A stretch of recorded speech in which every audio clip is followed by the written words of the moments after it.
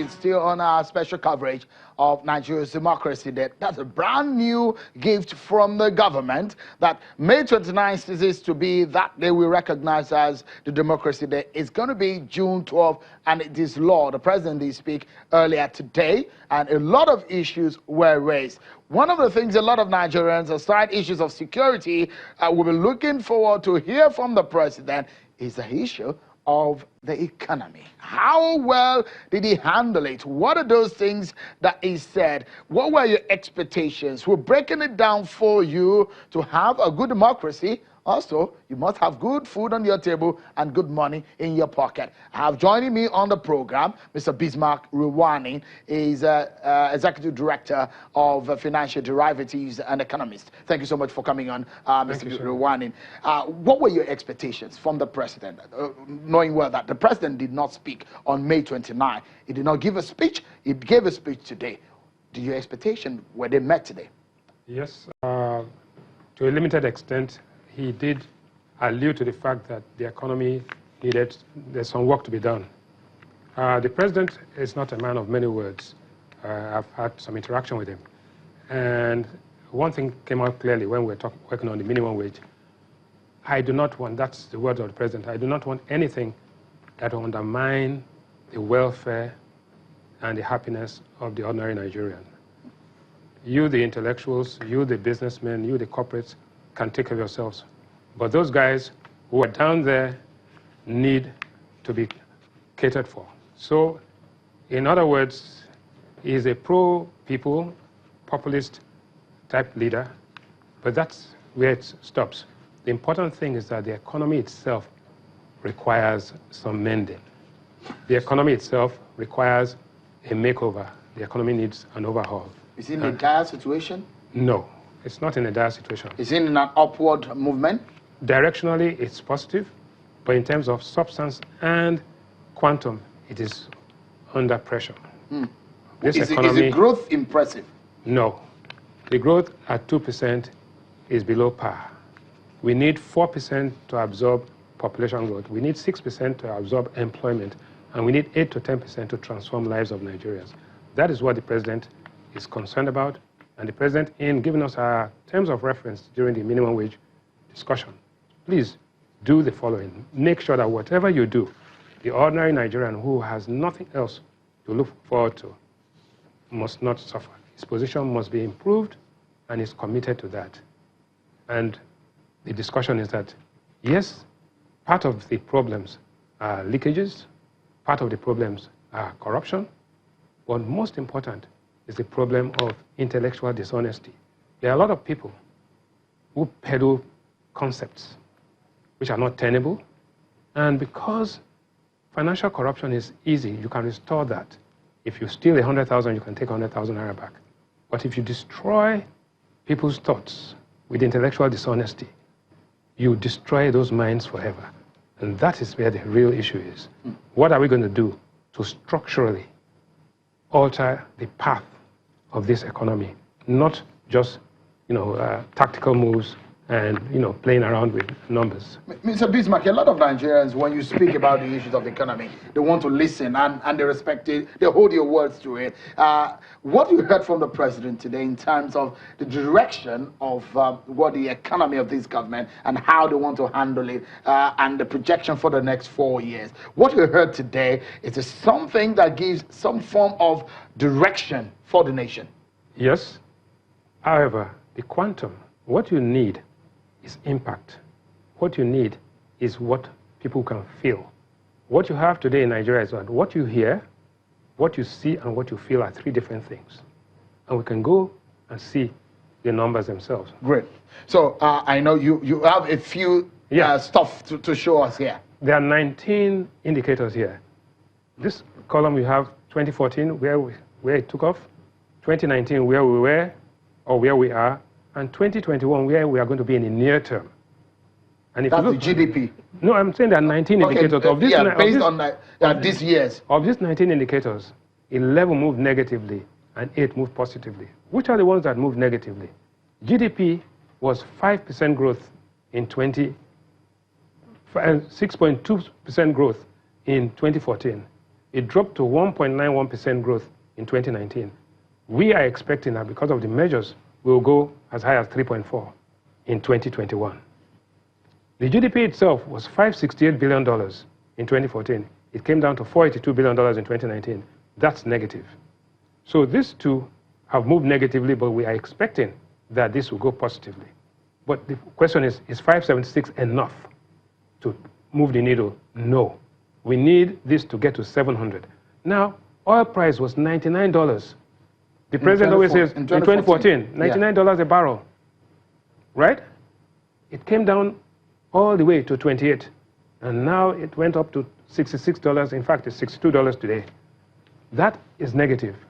We have no control over that. So, and we are expecting that to stay at about 65. Our production was 1.91 million barrels. So that really affected everything. The GDP, because that's our mainstay. Yeah, that's our revenue. But GDP is an output thing. Yeah. And to get your GDP to move, you need to invest. You must differentiate between spending and investment. Are we making the right investments? No. First of all, we're not making the right investment. Secondly, it's not enough. And thirdly, we need structural change, not just tertiary change. Not just. When you say structural change, what do you mean? You need to go back to what in economics we call, fundamentally, an economy must be in equilibrium. I heard people talk about stable exchange rates, talk about stable prices. Those are cliches, right? Those are, words of people who don't understand the fundamentals. For you, we need what we call equilibrium. Equilibrium is where forces of demand and supply meet and there's no gap. But static equilibrium is of no use. Equilibrium at 8 o'clock in the morning, it will not be equilibrium at 9 o'clock in the morning. So we call it dynamic equilibrium. It's got to change and you've got to alter the variables. So when you hear people talking about you want price stability or you want exchange rate stability, that's absolute nonsense. The truth is that you want exchange rate equilibrium, you want pricing equilibrium, allowing the forces of demand and supply, and then you intervene to ensure that you get this thing done. I see some kind of green here, yes. Some positives. And I'm coming to that. Is in power. Yes. Power supply was 3,790 megawatts in 2014. Came up marginally to 4,016. But today, we've had grid collapses. But we're saying that in 2021, if nothing is done dramatically to bring investments, that's cost-reflective tariffs on things, you'll be at 4,200. This is not going to get you anywhere. Not good. Not good at all.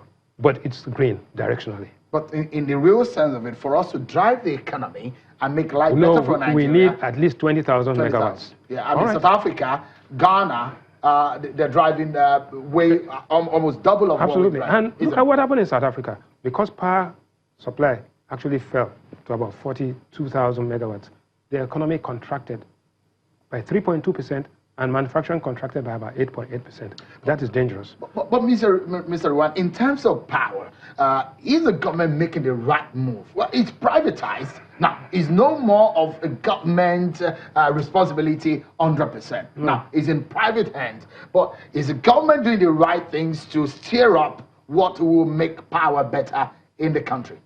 Privatization is a necessary condition for success, but it is not sufficient.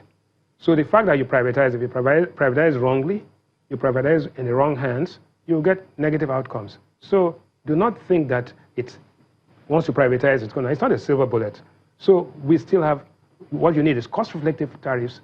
You need to give debt forbearance to those who are owing, convert that to equity, sell it down at a discount, and money will come into that particular sector. But you need it badly. Yeah. External reserves are positive. We went from $34 billion in 2014 to $45 billion now. So we're saving really pretty good. We're saving. But in 2014, your external debt was $9 billion. Today, your external debt is $25 billion. It's more than double. Yeah. So basically, if you deduct one from the other, what you call the buffers, your buffers were $24 billion in 2014. Your buffers are now $19 billion. You've actually come down. That's so scary. You've borrowed money to put into your savings account and you say you're rich. That is the truth, right? The exchange rate was 191 in 2014. It went all the way to 520 The central bank, through its measures, has been able to save this and bring it down to 360. So you have the IE window, right? Import and export window, which is something. But the structure of the foreign exchange market has not changed. As long as you have this structure, you'll continue to play around and will not get anywhere. You need to change the structure of the foreign exchange market, not a rate. So right now, Nigerians are obsessed with the rate of exchange, but that's not the issue.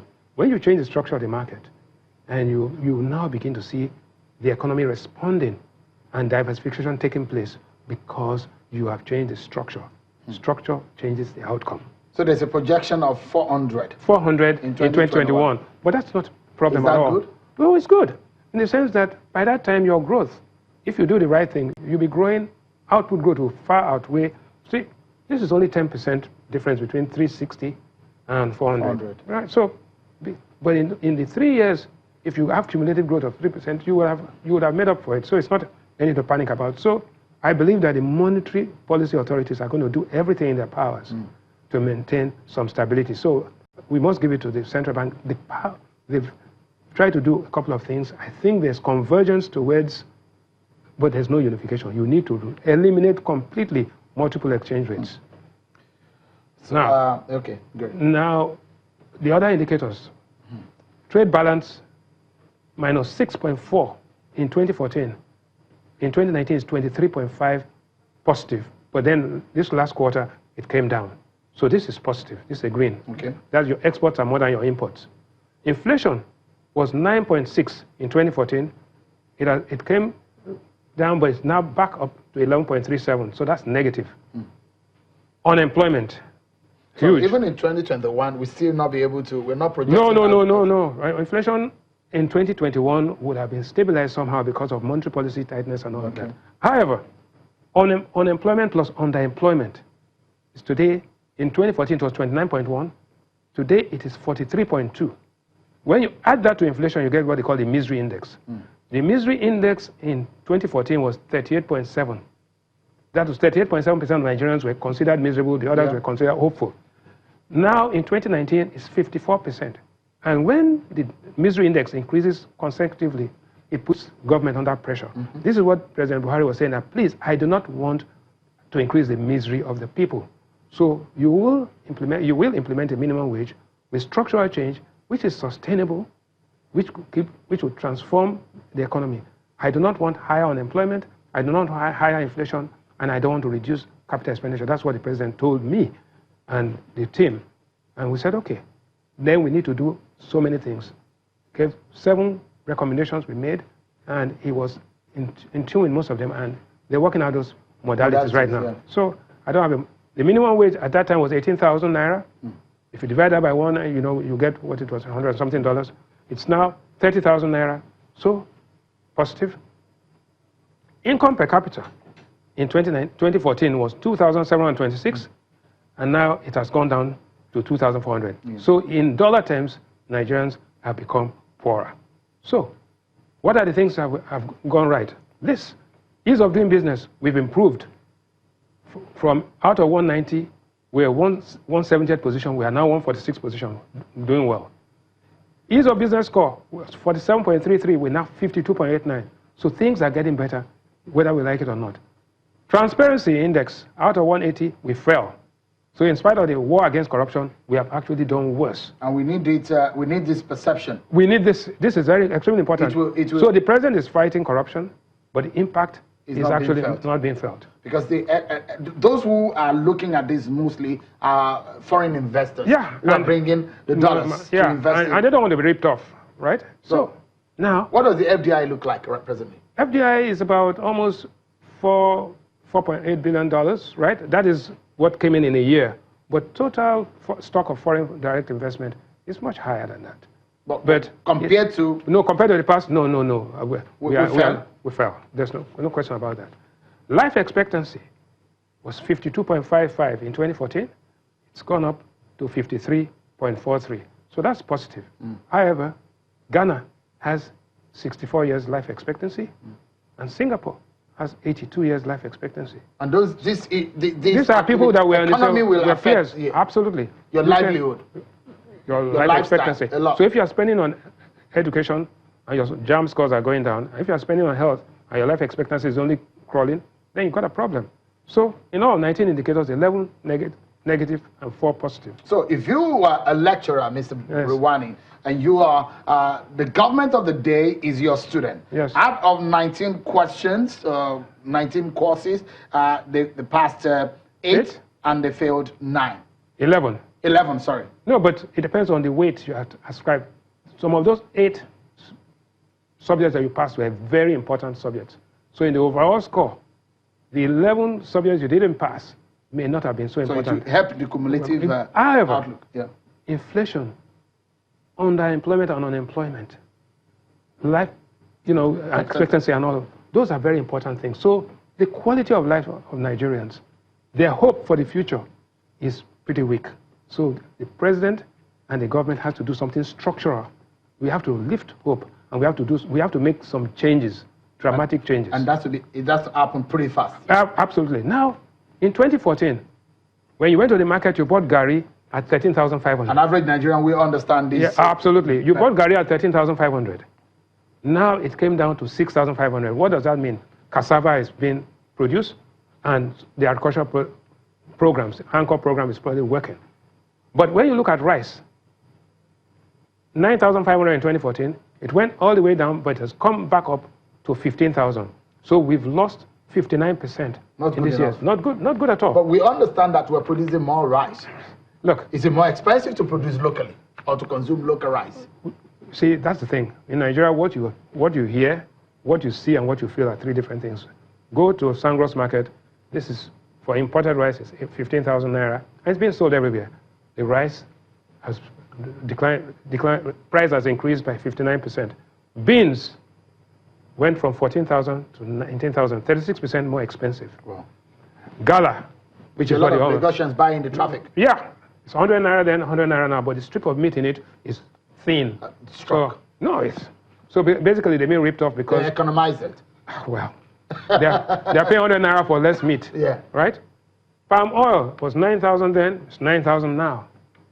Tomatoes, this is where the problem is. 4,300 for a 50 kg bag in 2014. Now it's 18,000 naira. This is astronomical. But, terribly. No, but the truth is that tomato farmers are making money. So why, are they producing more? They're producing, but there's storage, there's distribution. There are costs associated with this thing. So we need to, that value chain needs to be transformed. There's a lot of investment going into agriculture, but it's not good enough. We need to do better. PMS petrol was 97 naira in 2014, when it was 155 naira for $1. Now it's 145. Wow. It's gone up 49%. So here we go. This is the inflation curve. It went all the way to 15%, and they've been able to bring it down, and now it's going up to 11.37. So this is how the Nigerian, we call them suffering, but they're still smiling. With these figures. Yeah. Now, what happened? Years back, there was a boom period. Oil took us into a boom. Oil brought us into a slowdown. Oil brought us into a recession. And then the slow recovery. We could either relapse or take off. So it's a dangerous... Absolutely. We now need to make up our mind. And you see, the structural change is imperative. It's necessary. We've got to do some very different things. If we want to grow at 4, 6, 8%, if we want to increase investment, which is only $66 billion now, of the $472 billion, we've got to do it now. And we've got to encourage investment. How do you encourage investment? Not by words, but your deeds. You cannot be harassing investors with all sorts of antics, and then at the same time saying, please come in. Nobody's going to come in. People judge you by what you do and not what you say. You've got to be honest. The climate must be right. You've got to be honest. And the truth is that intellectual dishonesty is a major problem in this country, not financial. Financial crimes are there and you can deal with them. But when people who know, or people who should know, openly tell falsehood to policymakers and the markets that this is what's happening, that is economic and intellectual dishonesty. And we call a lot of those people roadside economists. They are herbalists, they believe in magical outcomes. Real economists believe in logical outcomes. And that's what it's true. Well, as it stands right now, I'll take you on something that is very practical. A lot of Nigerians who want to have happen. Within the first 4 years of President Muhammadu Buhari, are you impressed with the kind of team that is working on the economy? I think it's not the team, right? You see, you have policies, you have leadership, and you have institutions. It's a combination of all of these things. So this is not a blame game. There are things that have to be done. The global economy went into a downturn. The global economy has recovered. But you have to have the courage and the intellectual capacity to understand what you need to do. We delayed some decisions. We have overcome that. We need to take some new decisions. We need to have the courage to call a spade a spade. I mean, Mr. Rewane, if you are projecting into what should be the composition of President Buhari's economic team in the next 4 years, what would you advise? Well, they are good people. The team this time wasn't bad, and I want to make that very clear. But the circumstances were difficult. They were dealt a wrong hand, right? Now you've been able to recover. So consolidate on the gains you have made, but move away from intellectual dishonesty towards intellectual honesty. Let people stop fooling around and playing games with numbers, and that is what it is. And so, this is what the world thinks about us. The economy is recovering, that's what the IMF is. Structural and policy changes, huge gap, governance and institutional weakness. What do they recommend? Stop multiple exchange rates immediately if you can. Stop it. Improve your tax collection. Stop waivers and exemptions. Tighten money supply. If you could, growth will hover around 2 to 2.5%, but that's not good enough. But structural change is necessary. Needs to be done. Absolutely. The World Bank, the EIU says, business environment unlikely to improve. Weak government institutions to persist, oil revenue likely to underperform, current account will record thinner surpluses. What do they recommend? Increase government spending on priority areas, but I mean government investment. Boost tax compliance and widen the tax net. Market-oriented reforms. Economic performance will pick up moderately, business reforms are unlikely to be sufficient. That's the EIU, but that's fine. What do we think? The policy trends went all the way down and is beginning to pick up. We think that the future looks bright, but not bright enough. These are the numbers. If you continue the way you are, 493 billion is your GDP. It went down to 482 and it goes to 550. No, this is not going to. This is going to make us even poorer. What we need is this. We need 4% growth to cover our population. We need 6% growth to cover unemployment. And we need 8% to transform the economy. What do we need? We have a recessionary gap of 1%. Nigeria is still at risk of another recession. Wow. Suboptimal investment is only $66 billion.